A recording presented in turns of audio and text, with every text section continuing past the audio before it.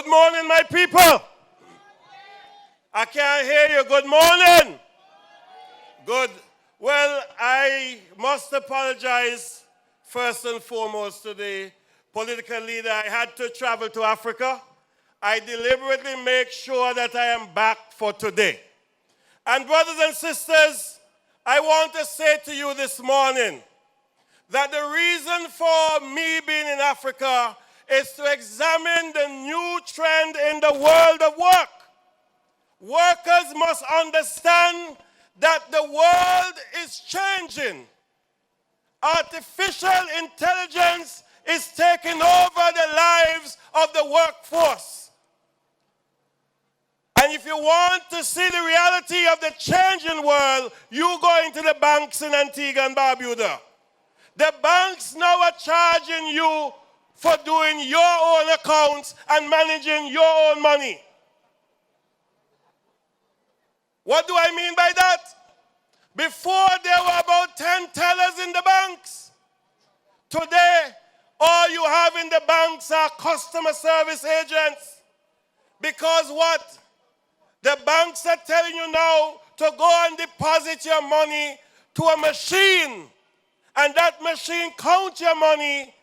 And in counting your money, it deposits your money. So that worker in the bank is now being displaced by machines. We go into the hotels. AI is fast taking over the front desk operations in many hotels. Artificial intelligence have taken over where today you check in on the plane in your hotel via your telephone. And all what happens when you get to that hotel, you get your keys from a security officer. Brothers and sisters, the world is changing. Antigua Barbuda, the world is changing. So we have to be prepared for the future. Artificial intelligence today has taken over the world. But while we look at artificial intelligence, we must also look at the issues which affect the ordinary worker in Antigua and Barbuda today. You heard Sister Luke and all the other female officers speak about the women's issues. You would have heard throughout the weeks leading up to Labor Day all the issues which affect workers.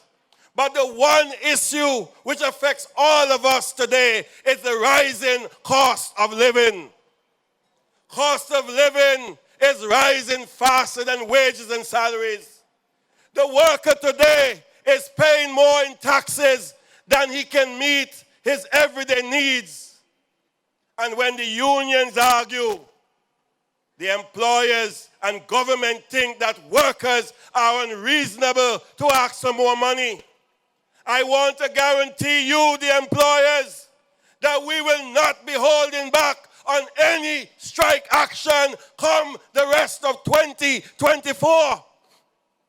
Because the taxes for Social Security has gone up. The taxes on cost of living and cost of goods have gone up. And yet still you want to come and tell us 0, 0, 0? No way. We're not accepting no zeros for the rest of 2024. When you look at the rising cost of living, the worker today, his salary has diminished almost 15% because of the movement in prices on the supermarket shelves. What used to cost $5 is now $5.50. What used to cost $2 is now $2.25. And then when you go, every day you go to the supermarkets, the prices change. What happens if we as union decide every week that price change, we want with salary change? I am saying this morning that we as a nation, we as a people must get together and recognize the future that is coming for us. I said the future that is coming for us. The future, my brothers and sisters, based on what the bigger countries are seeing, is a future where robots are taking over the jobs of humans. Robots in a restaurant, robots in the kitchen, robots driving cars. That is the future, my brothers and sisters. So let us not play innocent. Let us not feel that we are left out of the changing world. Let us prepare for the changing world of work. And in preparing for the changing world of work, this Antigua and Barbuda the Workers' Union will be embarking on more and more and more educational opportunities and educational programs for our membership, because our members will not be left behind. Our members must face the future with confidence that their union has prepared them properly. So this morning, I want us to accept that this ABWU is my union. Thank you very much for listening to me.